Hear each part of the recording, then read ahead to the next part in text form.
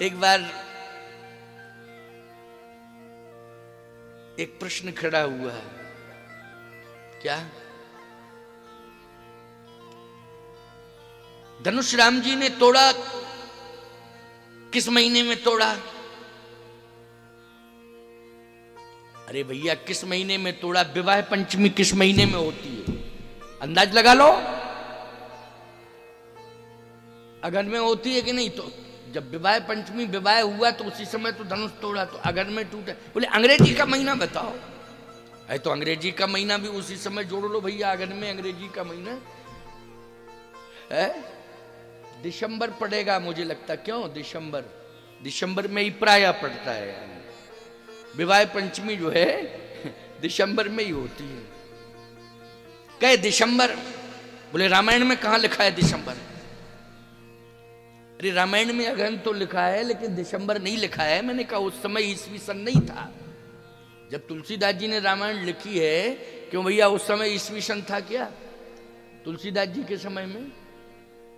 तो जब राम जी ने धनुष तोड़ा उस समय तो ईस्वी सन कहां से आ जाएगा जब तुलसी के टाइम में? कहे महाराज ईस्वी सन तो यीशु मसीह का जब जन्म हुआ तभी हो गया ईस्वी सन। अच्छा उस समय जब राम जी ने धनुष तोड़ा उस समय ईसा मसीह का जन्म हुआ था? बता दो जरा, जरा बताओ।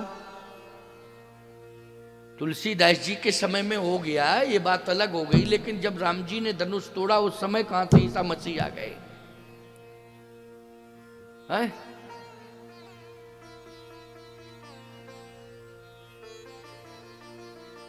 बोले महाराज रामायण आपने ठीक से पढ़ी नहीं। हमने कहा मैंने तो पढ़ी है लेकिन हो सकता है कि तुमने हमसे ज्यादा पढ़ी, तो तुम ही बता दो कहां लिखा है। बोले मैंने पूरी रामायण पढ़ी है और मैंने रामायण से ही निकाला है अंग्रेजी का ईस्वी सन। हमने कहा भाई मैंने तो ध्यान नहीं दिया है लेकिन लिखा है तो तुम बताओ। बोले काछत लाभ जून धन तोरे। बोले जून के महीने में धनुष तोड़ा? अरे हमने कहा मूर्ख कहीं के, वो जून जुलाई अगस्त सितंबर अर्थ लगा रहा है। तो जून मानी जीर्ण सिंह है नहीं? क्यों भाई जीर्ण सिंह धन? वो जून मानी ईस्वी सन अंग्रेजी का महीना जून। चुप। अपने आप पता नहीं कैसे कैसे लोग अर्थ कर लेते हैं। इसलिए मैं कहता हूं कि रामायण गीता प्रेस गोरखपुर ने इतनी अच्छी सुविधा दी है कि अर्थ भी नीचे दे दिया है। इतनी अच्छी सुविधा दी है गीता प्रेस गोरखपुर ने। छंद सोरठा चौपाई दुआ के नीचे अर्थ है। ये देखो रामायण रखी है, अर्थ है कि नहीं? नहीं समझ में आ रहा तो नीचे पढ़ लो ना ठीक से, किसका अर्थ क्या है। जून धन तोड़े, जून के महीने में धनुष तोड़ा। अपने आप लोग अर्थ लगा लेते हैं। बोले महाराज किस राम ने धनुष तोड़ा? मैंने कहा राम ने तोड़ा धनुष? कौन से राम ने तोड़ा है? बोले राम तो परशुराम है एक राम, बलराम है एक राम। भाई कलयुग में प्रश्न करोगे तो बलराम का नाम आ जाएगा कि नहीं? क्योंकि द्वापर में हुए हैं बलराम। बोले परशुराम है वो बलराम है। तो हमने कहा परशुराम राम के पहले, परशुराम बलराम बाद में। तैछन राम मध्य धन तोड़ा। मध्य के राम ने तोड़ा धनुष? क्यों भाई मध्य में राम कौन है? बोलो भाई। दशरथ नंदन राम है ना मध्य में? परशुराम और बलराम के मध्य में कौन है? दशरथ नंदन राम।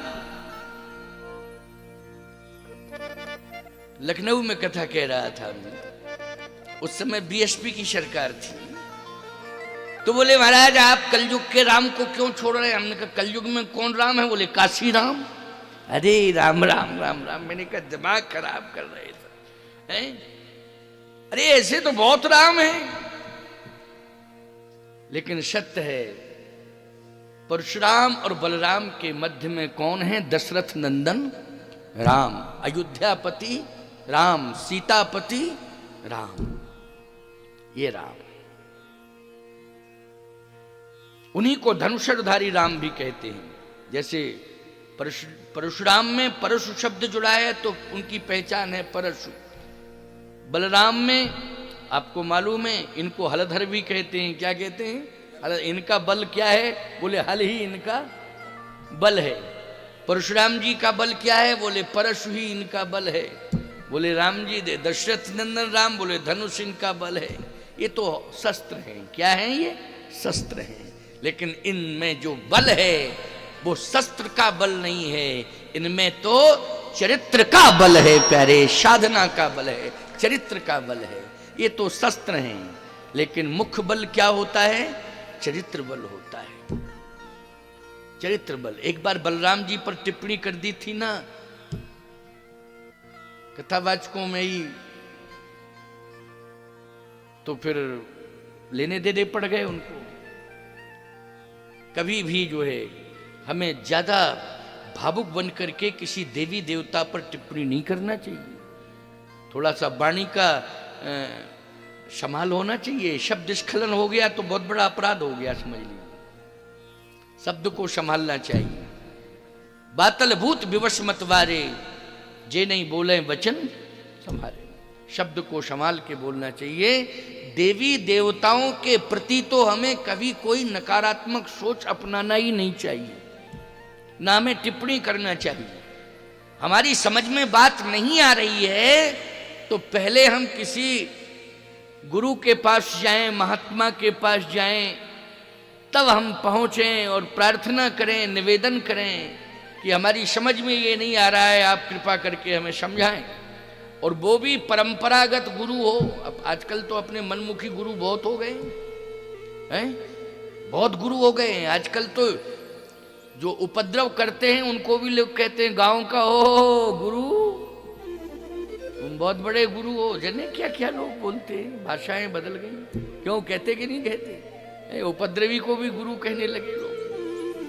नहीं नहीं नहीं, गुरु मानी तो गुरु होता है। भगवान राम ने मिथिला में आदर्श स्थापित किया है। ऐसा आदर्श स्थापित किया कि श्री राम के कारण एक बहुत बड़ा परिवर्तन हुआ। कल मैंने एक संकेत दिया था, आपने ध्यान दिया हो। भगवान श्री राम ने ये बताया है मिथिला में कि हम दूसरे के नगर में जाएं तो हम कैसे चले। बोले कैसे चले? मनो मत्वर कुंजरगामी, हाथी की तरह चले। चले थे ना। अच्छा भैया, अयोध्या में भगवान क्या हाथी बन के नहीं चले? नहीं नहीं, पुरुष सिंह दो वीर। अयोध्या में तो सिंह बन के चले हैं।